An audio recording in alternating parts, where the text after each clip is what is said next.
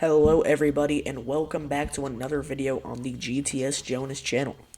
Today we are going to be ranking every single current WWE champion on a scale of out of 5 stars, depending on how they are in the ring, their matches, like their defenses, and, just their overall skill. Are they a great wrestler? So, yeah, before we get started, I just want to say go subscribe to my podcast, Break the Ring Podcast, on YouTube. It should just be, if you type that into the search bar, it should be good. That's where I talk everything wrestling with one of my friends, and it's a lot of fun. So yeah, go subscribe to that. And let's get started. So starting us off, we have Lexis King, who is currently holding the NXT Heritage Cup. Lexis King has some pretty decent matches on NXT's weekly, shows. He has defended the belt or the cup recently against Fandango, also known as JDC. When he won it off of Charlie Dempsey, it was a pretty good match. He had help from William Regal, so that's pretty cool to get that nice little rub of a legend. And then he ended up defeating him again to keep the Heritage Cup.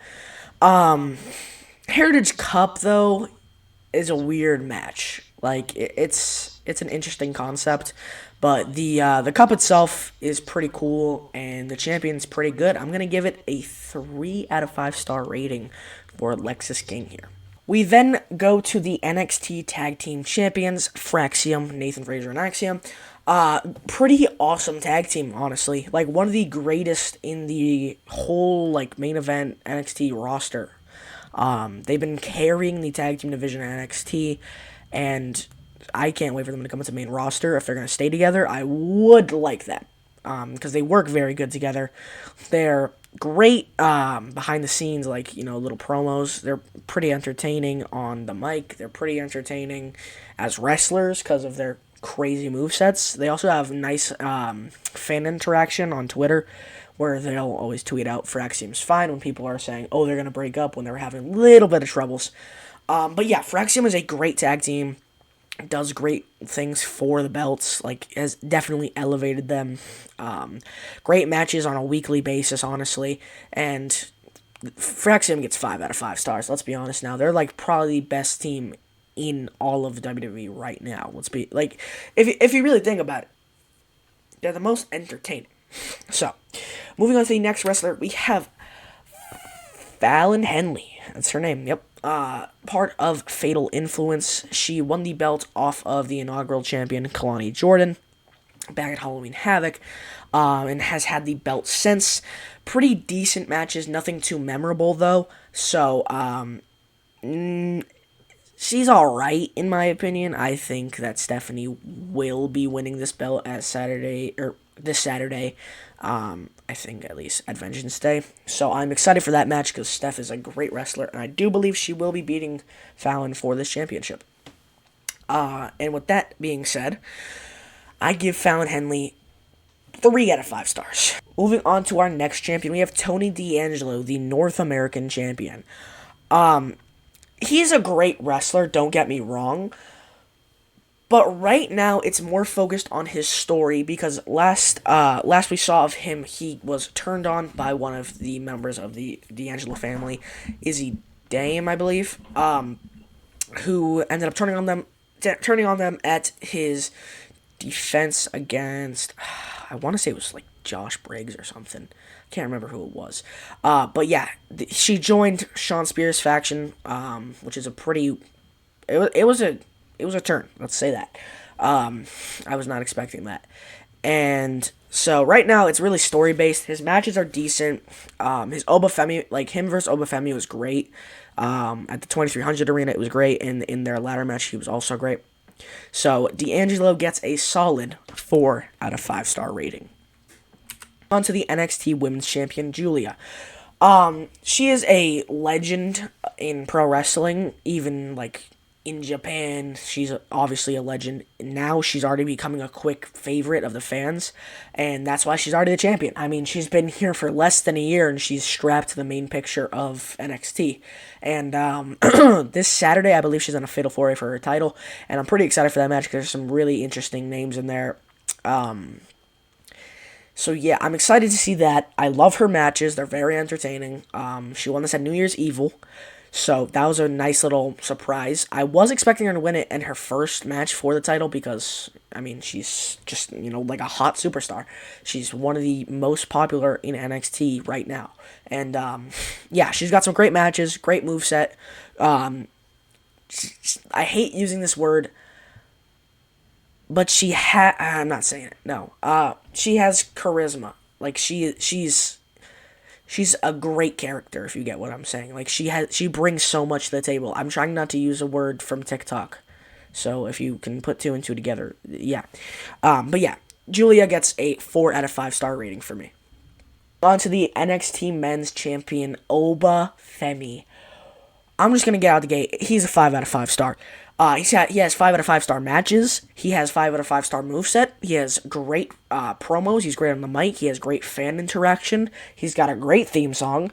He's overall just the best men's wrestler on their roster. Genuinely, I mean, he does things that he shouldn't be able to do. He's a big man, but he does crazy stuff.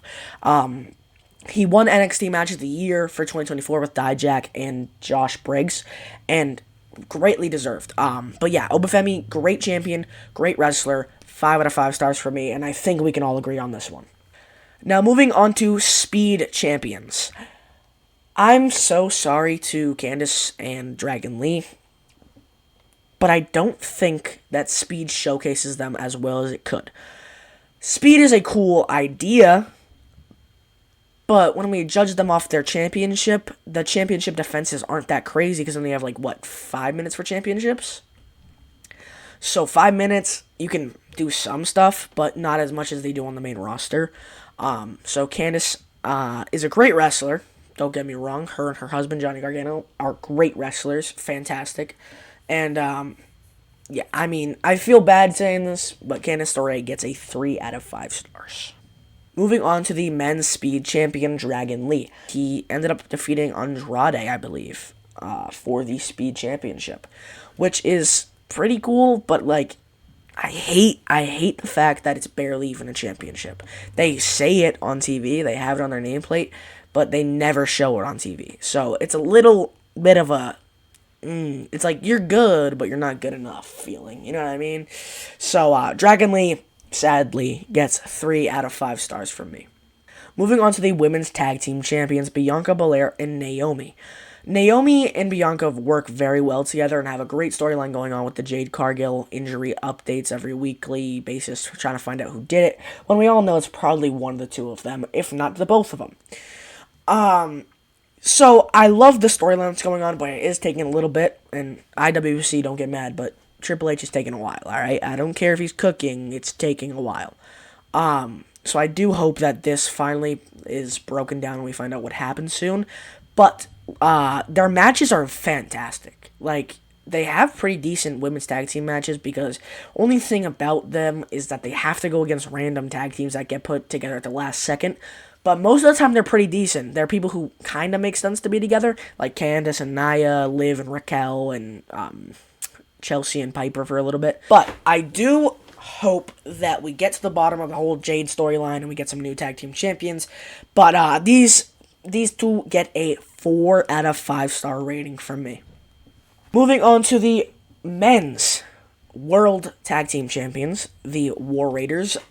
Don't talk about the render. They don't have full renders yet. But they are great champions. Glad they have these belts. My only issue, they haven't been on TV enough to showcase what they can do. I have a feeling they could be one of the best tag teams in the business, like Fraxium, if they put them on the show more.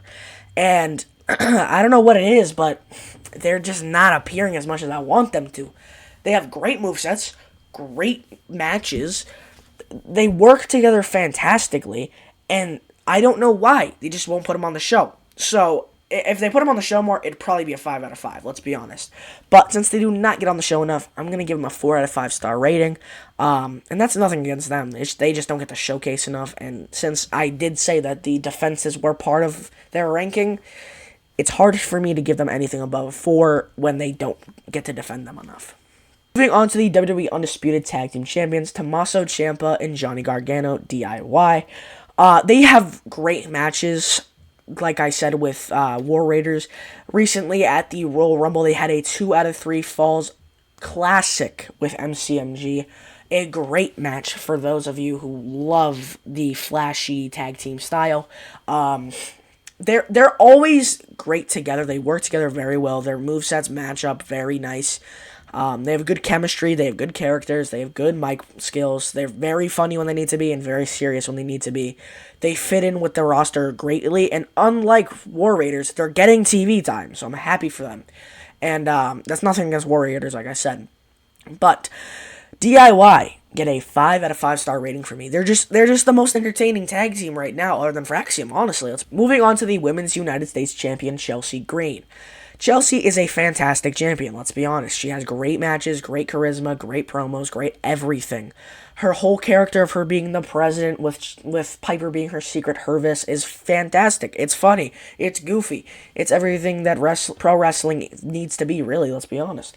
And Chelsea, like I said with DIY, is funny when she needs to be and serious when she needs to be. When she's having a match, she does great in the match, but she's a little goofy sometimes still. But she's incredibly over with the fans. She has great backstage segments. She has great segments with, everybody who she encounters. So, Chelsea Green gets a 4 out of 5 star rating from me. We have the men's United States champion, Shinsuke Nakamura. Now, Shinsuke has the potential to be one of the best wrestlers in the company, but they don't showcase his abilities enough, and this is a problem that we're seeing pretty frequently. Shinsuke won the title back at Survivor Series after coming back, and he's had, one defense since?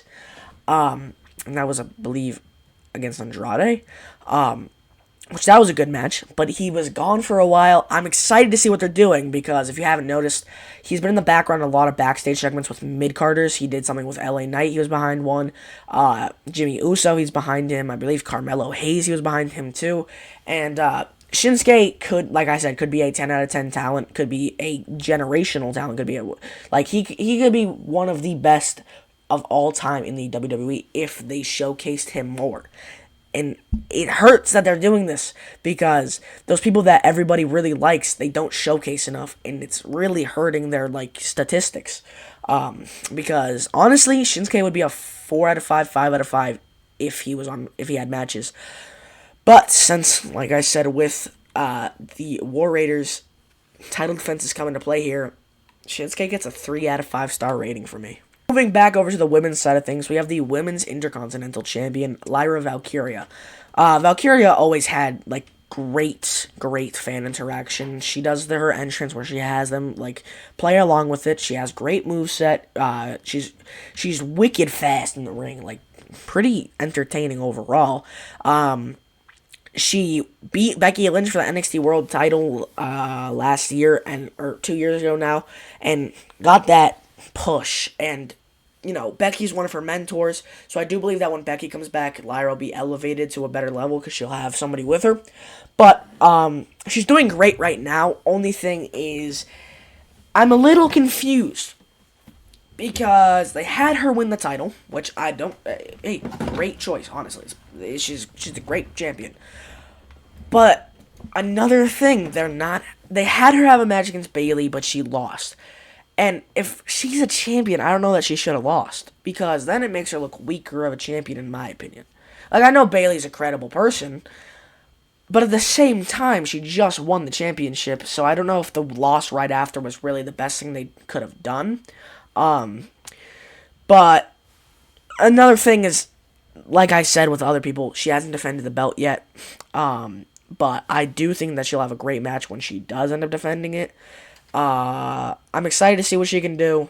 I'm happy that she won the belt after, what happened at King and Queen of the Ring when she lost in the finals. But I'm happy for Lyra. She's going to be a good champion. I can feel it. Come on. But Lyra gets a 3 out of 5. They just don't have her defending the belt yet. She's not really done much besides the qualifier match for Elimination Chamber, and she lost. So, yeah, Lyra, sorry, but 3 out of 5 stars. Moving on to Braun Breaker, the Intercontinental Champion. If you don't like Braun Breaker, I don't know what's wrong with you. Genuinely, let's be honest here. Braun Breaker is one of the best wrestlers right now. He is nasty when it comes to his moves.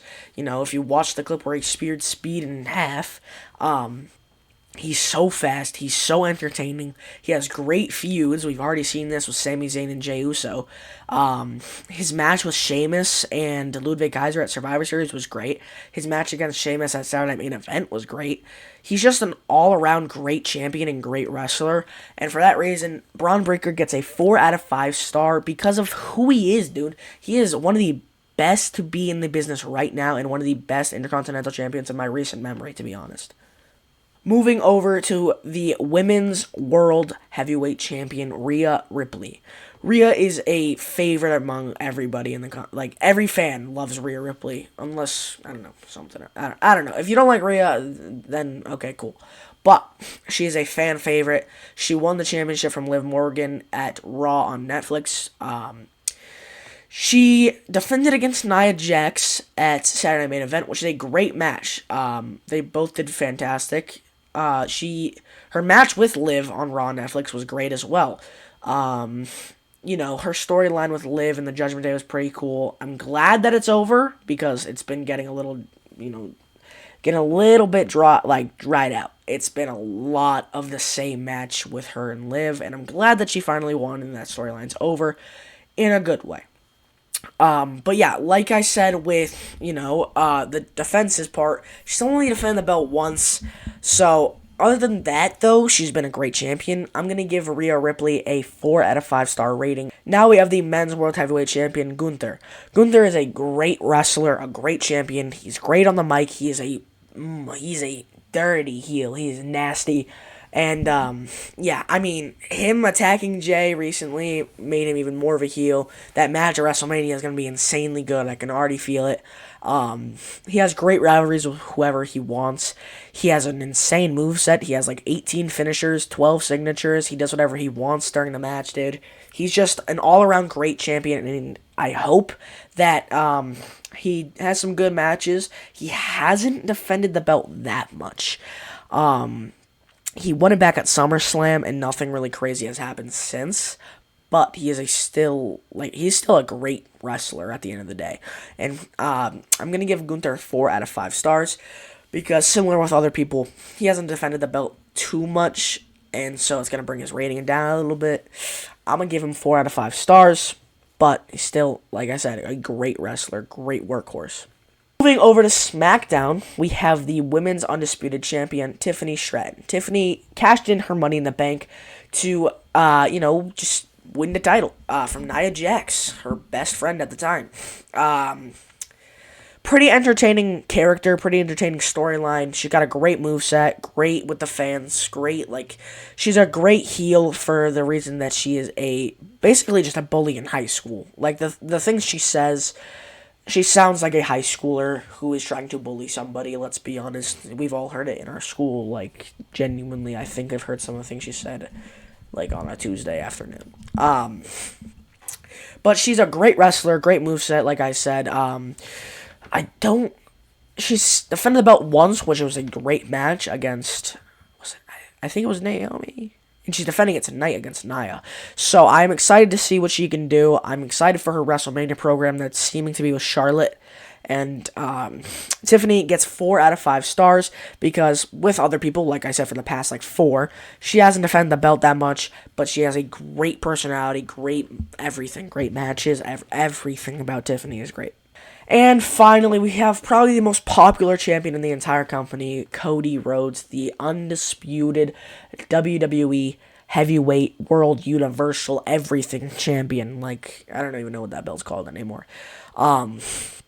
He's insanely over with the crowd. He's insanely over with social media. He's getting referenced 24/7. He's an entertaining wrestler. He's got a great storyline going on with Kevin Owens, Randy Orton, all that stuff. Bloodline still, because Solo attacked him on Friday. He's a great guy in the ring. He's a great guy in the mic. He's very passionate about his job, and he loves what he does.